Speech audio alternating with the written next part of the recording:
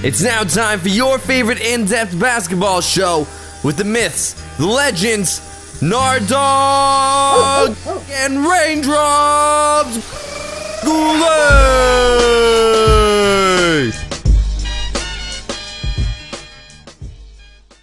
The Toronto Raptors barely get away and make it into the second round of the NBA playoffs, where they're going to face the King, LeBron James, and the Cleveland Cavaliers. Welcome to another episode of Full Court Press. It's Justin Raindrops Goulet here with you, and I am joined, as always, by the one and only Nard Dogg, David Bernardi. How goes it, Mr. Bernardi? Oh, I'm doing great. A little frustrated over that Game 6 Raptors win, but at the end of the day, they got the job done, and they're off to the second round. Well said. Frustrated is a good word for it. It was one of those games that kind of had you on the edge of your seat and yelling at the TV. At least for me it was. I was definitely yelling at the team to smarten up. You build up a 25-point lead and then they blow it. But, you know, I like to think that, well, not like to think, but that's, you know, Raptors standard. Yeah. They've never been a team that could hold a big lead like that. It's just, what the heck, man? They go. I feel like those first three quarters of that game was the best we've seen the Raptors play all season, and then the end of the third quarter until the last couple minutes of the fourth quarter, they play quite possibly the worst basketball I've seen them play all season. Oh, it's terrible. Just turnover after turnover. It seemed like they were just getting so flustered and were afraid to drive it to the hoop, and they weren't. The possessions were not good at all. They weren't taking good shots, not making good passes. It was just awful to watch. No team ball at all. No passing. They were up 71-46. The Bucks ended up taking an 82-80 lead. It's just incredible. What the heck? You can't allow that. And the thing is, if the Raptors bring that style of play to the second round against the Cleveland Cavaliers, sure, the Raptors are the younger team, and arguably they're the better defensive team. Yeah. But if they play like that when they struggled in the fourth quarter against the Milwaukee Bucks, LeBron and the Cavs are going to be walking out the winners of that second round matchup. Yeah. But the Raptors have been doing this all season long. What was it, 20 times this season? They came back from 10 down in a game and won those games. They're just such a heart attack team. They just really like to be the comeback kids and just, get the heart racing and kind of put you through an emotional roller coaster as you're watching a Raptors game. I was pretty upset by their playing when they were struggling, but there was one point with just a few moments to go in that fourth quarter when Corey Joseph hit that corner three. Oh, that was beautiful. So there were some moments it was up and down, but once they got a run in, and especially when DeMar drove in for that two-handed slam, which was awesome. That was a huge momentum boost and something that I think they really needed. Yeah, I lost it when that happened. That's what's big, saying, yep, you made this huge comeback, but it's over. We won. Yeah, exactly. It's kudos to the Milwaukee Bucks. They played a very strong series, and the future is very bright for the Milwaukee Bucks. I believe that they've got a future MVP in Giannis Antetokounmpo. I think he's going to be one of the top. He's already one of the top guys in the league, but I think he could be an MVP sometime down the line. What this Bucks team reminds me of is that Raptor team that made the playoffs in 2014 against Brooklyn. Oh yeah. There's like a lot of similarities. I think they just need more veterans on that team, and they'll be really, really good. Just have that extra veteran leadership, that extra toughness, because they've already got the speed and the agility and that youth to the team. Great players like Matthew Dellavedova. I'm not a huge fan of his, but he does some damage on the court. Of course, Giannis Antetokounmpo is amazing. Thon Maker, it's just a great roster. He came out of nowhere. Yeah, he's something else, that's for sure. But yeah, you're saying Dellavedova, and he's basically their only veteran on the team. If they can add to that, like a player who's not a role player like Dellavedova, then they'll be scary. Oh yeah, as I said, the future is bright for the Milwaukee Bucks, and they put up a good fight against the Raptors. They got Jason Terry, of course. You talk about veterans. Jason Terry is another guy. But on that note of Jason Terry, what was up with that missed call in the fourth quarter when DeRozan drove it in and Terry basically slammed his arm down and the refs called it out of bounds on the Raptors? I freaked out. I just lost it when that happened. Yeah, there was some questionable calls in that game, but when is there never questionable calls against the Raptors in the playoffs? We've seen it way too many times. Oh, for sure. But it's just another incentive for the Raptors to rally up and just take over the game and win on their own terms, right? Those Bucks are savages, though. Remember in Game 3 at the intros, they were playing the Barney theme song? Yeah. So they taunted the Raptors, and thankfully the Raptors responded and advanced to the second round. It wasn't easy, but that Game 6, it was so important to get a victory because, especially with Kyle Lowry and his back stiffness, you needed those extra days off because last year, to get to the Eastern Conference Finals against the Cleveland Cavaliers, as we know, the Raptors had to go through 7 games against the Indiana Pacers in the first round, and then in the second round, 7 games against the Miami Heat. Yeah, it's the first time in Raptors history where they closed off a series without going full distance. It's fantastic and much needed because you have to have that rest, not just physically, but it's an emotional break, and you just need to mentally prepare yourself for the second round because although, like I said, the Raptors are the younger team, LeBron James really does become another animal, another force to be reckoned with in the second round. But with that said, he's only one man. So if you contain LeBron James as best as you can contain LeBron, and I think PJ Tucker is going to do a good job playing defense on LeBron, I think the Raptors have a very good chance of beating the Cavs in the second round. What they need to do with LeBron is make him strictly just a scorer. He cannot be like a distributor. Just make him a pure scorer, and I think that's the only way the Raptors have a chance in this series. Yeah, because you look at LeBron passing the ball, and he just has that amazing court vision. He could get the ball to anybody, but if you stop him from passing and racking up those assists, like you said, just as a scorer, that's huge. Because sure, he could put up 30 points every game, but if you limit those assist numbers and his numbers on the boards, then that makes a big difference for sure. Yeah, and going back to their first round matchup against the Pacers, every game is close. So they won 4 games out of 4, but every game is close. So the Raptors are a way better team than the Pacers, so we'll see what happens in that. That's for sure, and that all kicks off on Monday, May 1st. It's a great way to kick off the month of May. It's nice to see the Raptors not have played 7 games in the first round to just get rid of the Bucks. Yeah. But it was a really good series, well-fought series. The Raptors had a couple of rough games, but it's just the way it goes. It was nice to see that they went up 3-2 and closed it out to win the series 4-2. Now, what do you think of some of the other first-round matchups? So you mentioned Cleveland and Indiana, but there's also Washington, Atlanta, and then... I've told you about Boston, Chicago, and how I think Boston's they're a really fake seed, number 1 seed. They just have Isaiah Thomas. I'm sorry, but... Yeah, and they do talk a lot. That's the thing about the Boston Celtics. Yeah. They talk a lot for a team, a roster that hasn't, as we've said before in past episodes, they talk a lot of trash and talk a lot for a team, this roster that hasn't really done much. Sure, they finished first place in the East, but like you said, they've got Isaiah Thomas, who a very bright player, and he's got a great future ahead of him. But here's the thing: in their first round matchup, they were down 0-2 to a healthy Rondo plus Butler and Wade. The Bulls were playing the best basketball this season. And then Rondo, he ends up injuring his thumb and he's out for the series. And there you have it. Boston just wins 4 straight. I seriously think if Rondo was healthy, then Bulls probably win that series in 5-6 games. I think so too, because Chicago got the upper hand early on in the series. Yeah. I would have been happy to see the Celtics lose to the Bulls. It would have been great to see a number 8 upset a number 1. It's always nice to see those upsets and not what you usually expect. But who do you got in the second round, Boston, Washington? Do you think Boston's going to advance to the conference finals against facing the Wizards in this series? Well, we saw it today. Boston won Game 1. Mm-hmm. And I still think the Wizards are a better team, so... I don't know. I'm gonna stick with the Wizards winning like 6 games. Stay with the Wizards, yeah.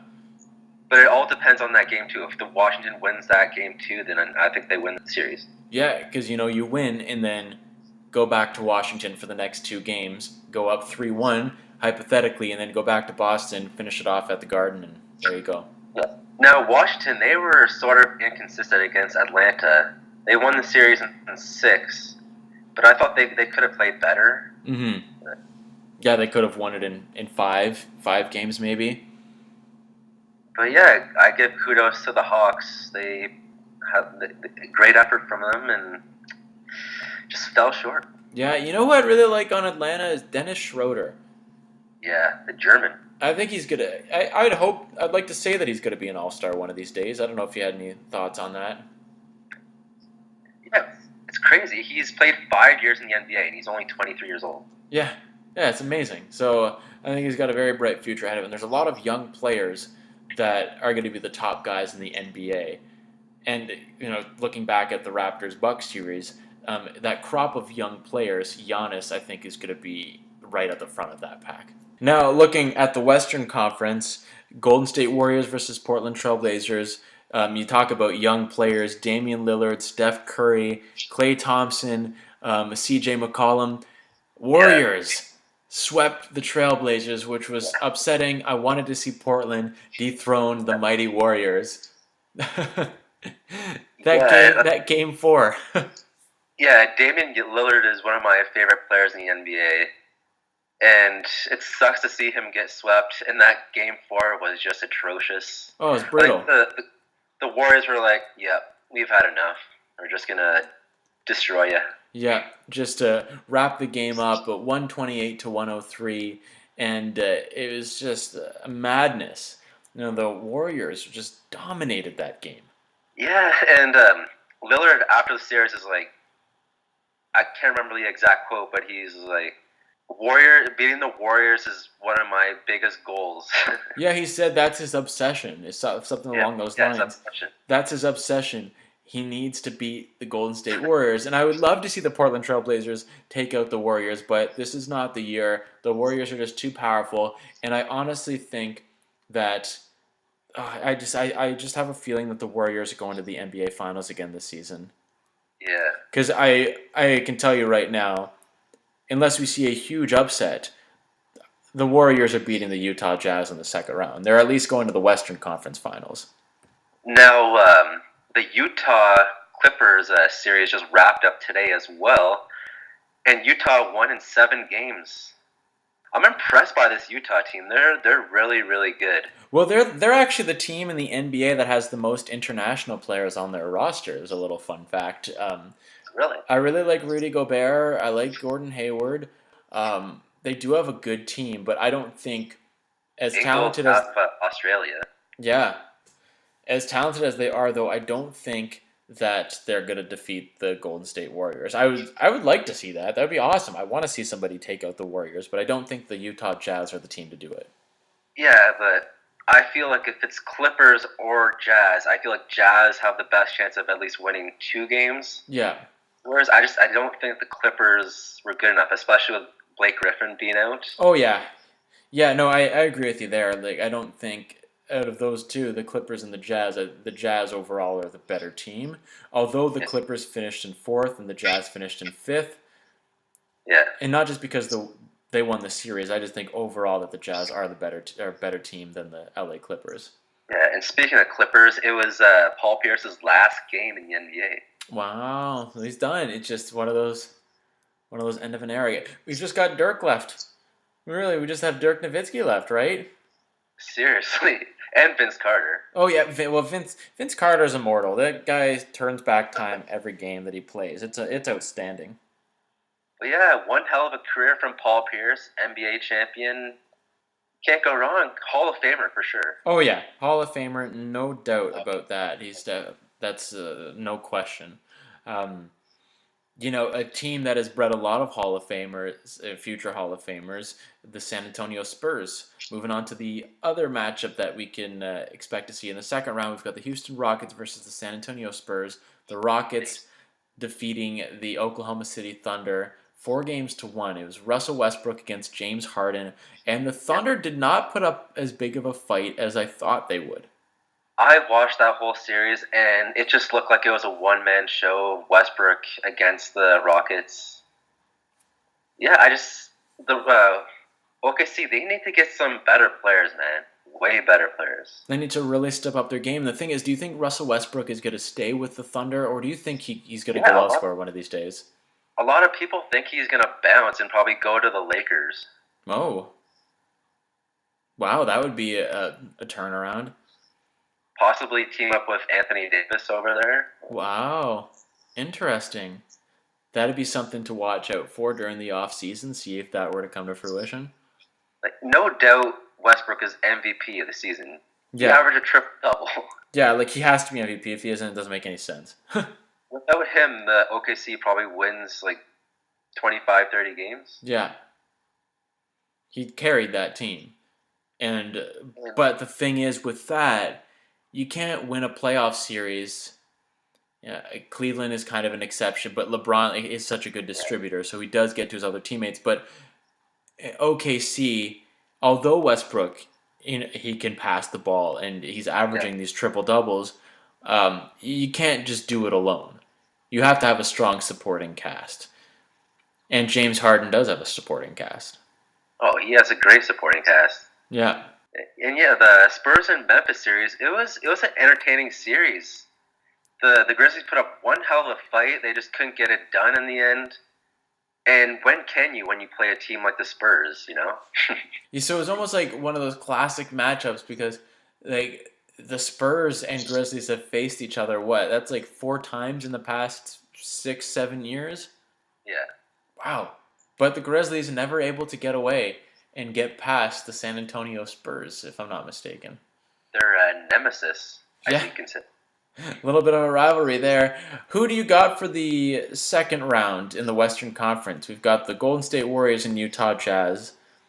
I'm going to say the Warriors in 6 games. I say Warriors in 5. Really? Yeah. I think Utah can pull off one win, but Golden State is just so dominant. I think they've got it in 5. And just to mix things up a little bit from you. And Durant only played 2 games in that series. Yeah, that's true. It's true. They've won a championship without Durant, so. Yeah. Maybe Golden State just got Durant so he couldn't be on OKC anymore. Just win that championship. Freeze him out. See how he was injured for the last season? Yeah. What do you think about Houston versus San Antonio, the Battle of Texas? This one I have a tough one on, but I just can't count out the Spurs experience.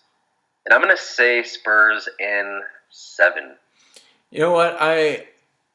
That wouldn't surprise me. And the Spurs are fantastic, an incredible basketball organization. But I want to see James Harden advance. So I'm saying Houston Rockets in 7. And then we've got Golden State Warriors versus Houston Rockets in the Western Conference Finals. It's reasonable. See what happens. What about flipping things around and looking at the Eastern Conference? Discuss Boston, Washington. I think I already said that Washington's going to win in 6. I just think they have too much depth, and Beal and Wall, it's just too much. That's like 2 star players right there. And Isaiah Thomas can't get it done. I know Boston won game 1, but like I said, game 2 is huge. I think if Washington wins game 2, then they've got the series. They probably win the series in, I'd say, 6 games. Yeah, well, you know what? If that were the case, because I want to agree with that. Washington in about 6 games if they win game 2. That's big for sure. I would like to see Washington versus Toronto in the Eastern Conference Finals because it would be a nice rematch from that disgusting sweep a couple years ago. And if the Raptors beat Cleveland, and I'm going to go with Toronto just because of my love for the Toronto Raptors, I'm picking the Raptors to win the second round against the Cavaliers, and I say, I'm just going to go wild card, Raptors in 7. Damn. The only other person that said that the Raptors would win that series is Sam Mitchell. Oh, yeah? Believe in this team. As much as I believe in the Raptors and love the team, I'm just gonna have to pick the Cavs in 6 again. Cavs in As 6. last as well. Yeah, just like the Eastern Conference Finals last year. I think the Raptors are probably the best team in the East that's good enough to beat the Cavs at least twice. Now, if the Raptors can bring it to 7 games, that would be huge. And who knows? I could be completely wrong. The Raptors have Ibaka and Tucker now.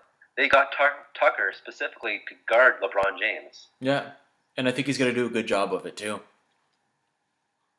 Yeah, and we saw the explosiveness of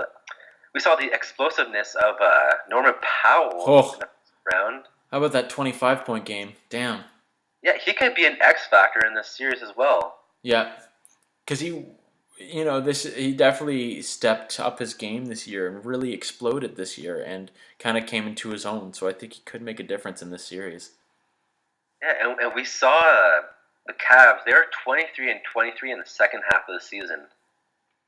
Well, the teams, the Raptors and Cavs, they both finished 51-31 on the season, both of them. It's just the Cavs held that tiebreaker. That's why they're in second place above the Raptors. But yeah, it could be a closer series than people think. I really hope so. And that game 1, though, that is huge. Oh, yeah. If the Raptors can pull that off.